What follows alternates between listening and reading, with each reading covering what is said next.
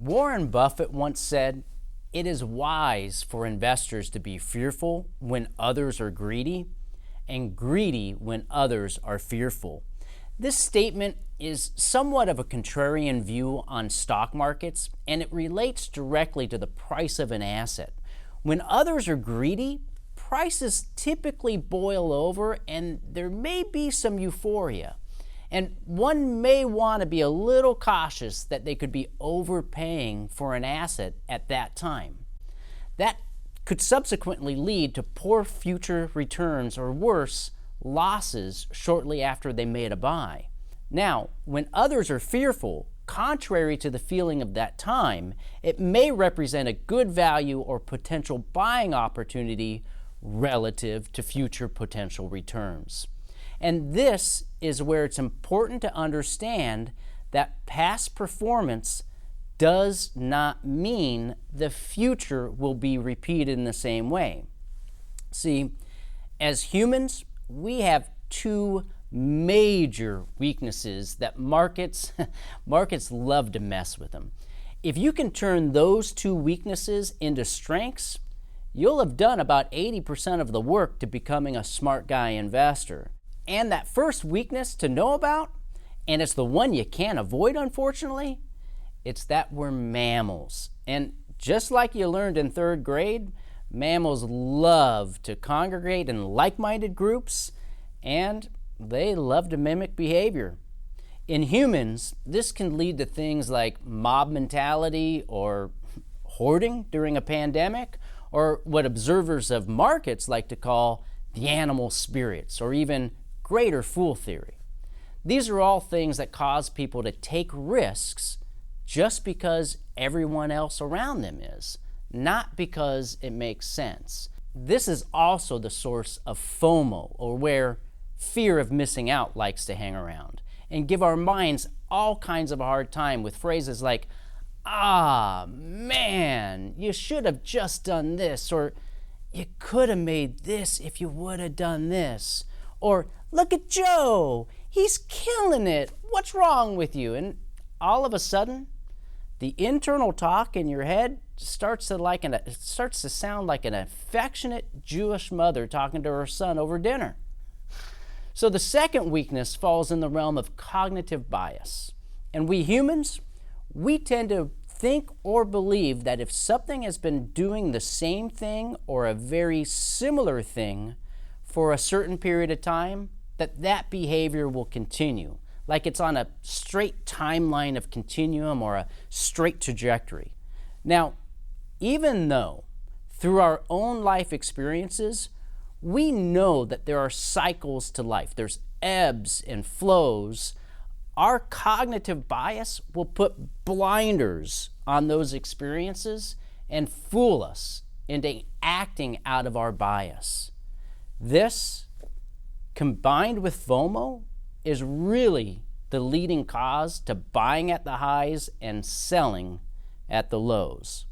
So, I'm going to share with you something that a really smart guy investor shared with me many years ago.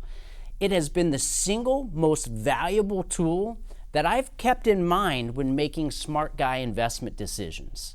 So I hope you're settled in, because what I'm going to share with you next, in my opinion, is the most important part of the Smart Guy's Guide to Investing. Now, I'm a little biased. I have an affection for this because what I'm going to share with you saved me a ton of heartache back in 2006. A very smart guy investor by the name of Todd Harrison of CB1 Capital shared this with me. So a little hat tip to Todd there. Now, I didn't know it at the moment, but it was right before the Great Recession. And what I'm going to share with you, it helped me avoid buying and selling at the wrong times. It did this by helping me avoid cognitive bias and panic. Remember those two weaknesses that we talked about before? We call this using the herd to your advantage, and it's a play off of what Warren Buffett had said, that it is wise for investors to be fearful when others are greedy, and greedy when others are fearful. I can't emphasize enough how important it is to memorize this image that I'm going to share with you and use it as a guide in making decisions of when to buy and when to sell investments. It helped me in 2006 to identify euphoria and prompted the actions Warren Buffett recommends when people are euphoric. And then it helped me again in 2009 to identify opportunities when prices were lower and emotions were filled with fear. So let's not delay any further and let's dive into how you can use the herd to your advantage in your investment decisions. So typically, the best time to find opportunities in markets is when there's just the right level of optimism, because optimism represents just the right balance of risk versus potential future returns on your investment decisions. Now, if your timing is right and we start to see our account values increase, we may have a change in our emotions. We may start to feel some excitement, and as we get excited, we may even feel some thrill. And you'll know thrill because thrill will be when other people are talking about the investments you may already own. So at that moment, we may start to feel really smart. And as we start to feel smart, we may start to feel pretty damn confident. And as our confidence increases, and as more people around us start to feel some euphoria and there becomes that fear of missing out, where people start saying things like, oh my gosh, I missed out on buying this and now I'm going to try this. And it's easy for us to get really sucked into that euphoria and really just distract us. This is when investors typically make the biggest mistakes with risk and they leverage up at the wrong time. We saw this in the housing market in 2006. We saw it again in the dot-com era when the NASDAQ in 1999. So these things happen. And so when that euphoria starts to happen, what you want to be doing, just in the style of Warren Buffett, when you recognize that everybody is being greedy, that should raise your antenna and you should get a little fearful and start thinking to yourself, what do I do next? How do I take profits? How do I get myself prepared for when things change? Because what you want to be able to do is recognize as an investor that there will be times that you'll have drawdowns in your account. Or you may even experience some losses from time to time. But long-time, smart guy investors know that if you have a loss, the trick is recovery. And recovery is about rebounding as quickly as you can. And you can't rebound if you don't have dry powder or cash available, or more importantly, the confidence to act when markets are at lower prices. And the best way to do this is to avoid the downsloping cycle of a market that involves all of the negative emotions like anxiety, denial, fear, panic. Because if you enter into a market at the wrong time and you're a buyer at the highs, you will undoubtedly find anxiety, denial, fear, depression, and eventually capitulation pretty damn quick. And we'd love for you to avoid all those types of emotions. And the best way to avoid those emotions is to be a seller when everybody else is a buyer, and then become a buyer when everybody else is a seller, just like Warren Buffett recommended.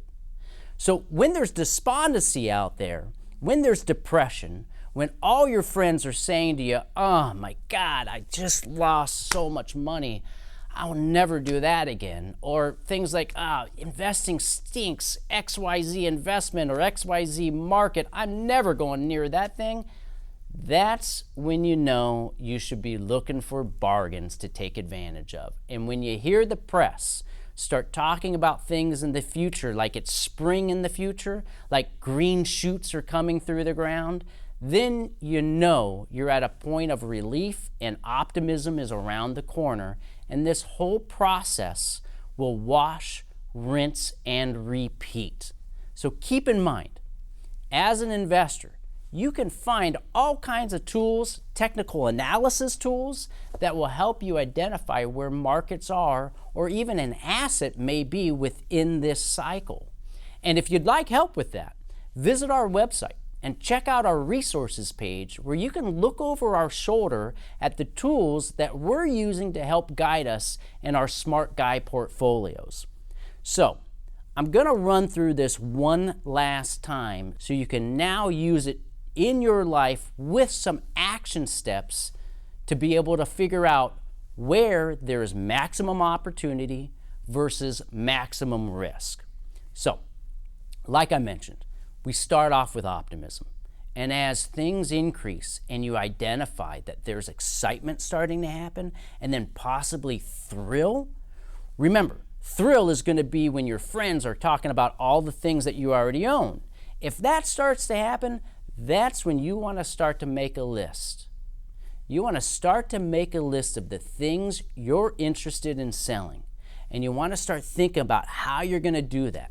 And that all the things that are they in taxable accounts or not? And then as you get to the point that all your friends are talking about the things that you already own and talking about how they're winning, that's when you start thinking about selling.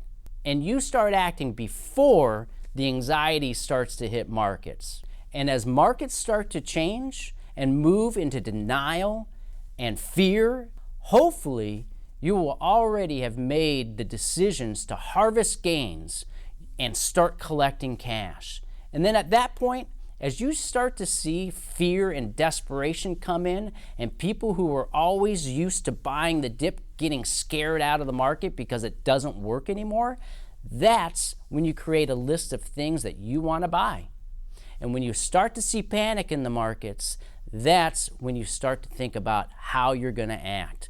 What account am I going to buy this in? How much am I going to buy? When's my first purchase? So as these things start to change and you start to see that hope comes back into markets and into the subject lines of the news cycle, and you start to act on your buying list and start to put things together. And that's how smart guy investors have learned to buy low and sell high. Now, if that wasn't enough fun, as part of your Smart Guys guide, we've provided you a fillable PDF to help you keep this process in mind. Now, get ready for what's next. In the second part of this module, we're going to get really personal, and we're going to talk about your money personality. And yeah, guess what? Our money personalities have just as many flaws as our regular personalities. But fear not, we're going to show you how you can leverage the strengths and weaknesses of your money personality to help you make confident investment decisions.